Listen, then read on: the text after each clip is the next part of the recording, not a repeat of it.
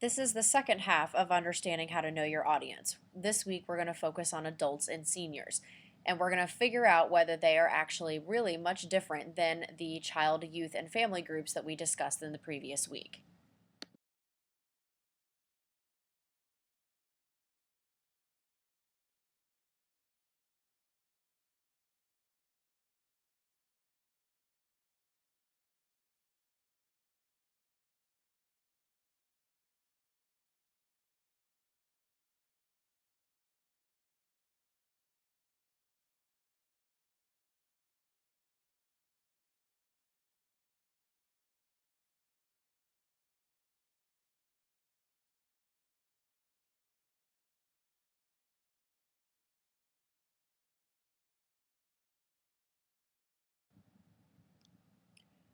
Adult and senior groups can visit your museum in a variety of ways. Sometimes they like to come to the museum and walk around as a group and request a tour guide, or they may request you to physically come out and be at their facility and give them kind of an in depth museum tour without actually having to visit.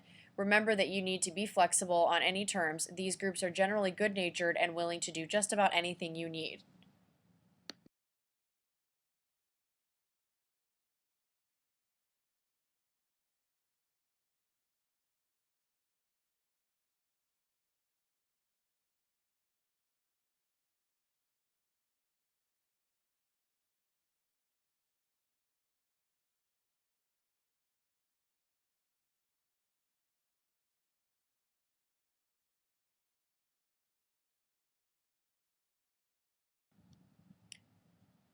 When you think about adult and senior programming, there's a couple of factors you need to consider. You need to decide whether it fits into your mission and whether it goes along with something inside your museum. You need to know what size audience do you want to have. You need to know what materials you have or are going to need.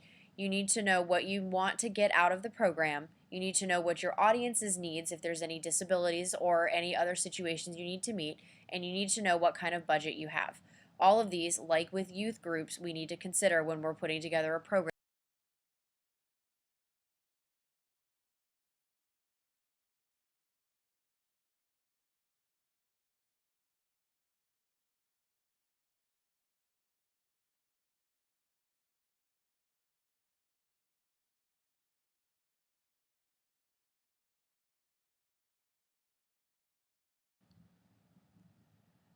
Adults and seniors can also be considered as your audience when you're thinking about volunteers and docents.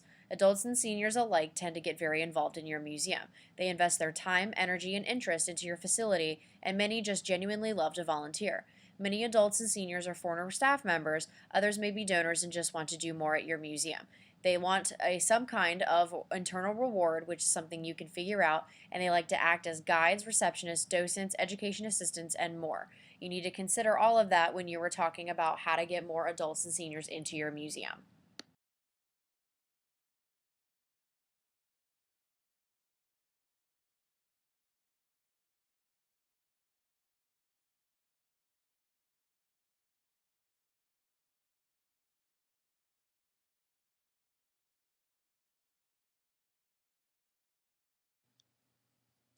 Adults who have an interest in your museum will also love a lecture series. Adult lectures are not much different in the way of children in programs in that they like to be talked with and engaged. Adults like lectures that are specific subjects and connect with the local area. For example, my museum hosted a lecture on the German village set up at the shipyard, and it was presented by a local historian who works at a local library and is well known in the community. A free or low cost lecture is key. Your adults will be often coming after work in most cases, and they want a way to relax at little or no cost to them. That being said, refreshments are the way to go, and you need to consider other options such as free or at least accessible parking.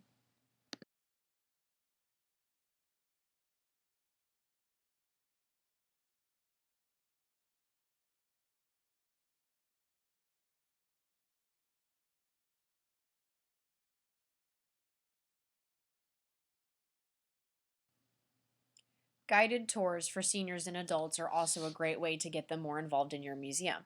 When we say guided tours, it is usually here's the subject, here's the hands on concept, let's move on, any questions situation. With adults, tour with a guide and banter along is a better way to describe what should happen. Adults like to generally discuss the museum as a whole with each other. Aren't we generally outgoing people? and have a guide literally guide the conversation and not lecture about it. Consider time for questions and essentially allow your adults to lead your tour for you. They will find it to be a much better experience and they may learn more.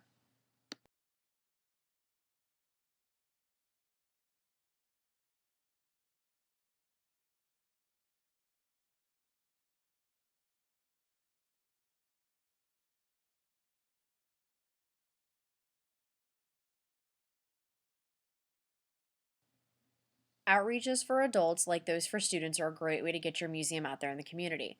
You can reach those who cannot always come out to you. A good example of that is taking lectures or interactive talks into a senior home. While some senior homes could make the field trip out to you, others have those that might not be able to leave the facility. To have you come in and speak about your museum, a new exhibit, or just a topic that relates to your museum is a great way to get them interested. Knowing your audience in a senior home can help you decide what your subject should be. You could take a talk that has something to do with what your museum did in the past and how it looks today. And this is great for senior groups because the seniors like to reminisce on old photos or any stories that they may be able to add their own information to for your collection in the future.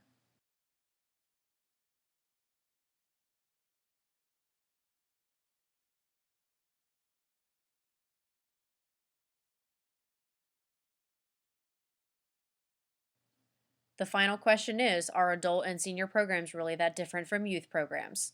The answer is both no and yes. Adults like interactive, engaging experiences just like those that the general child does.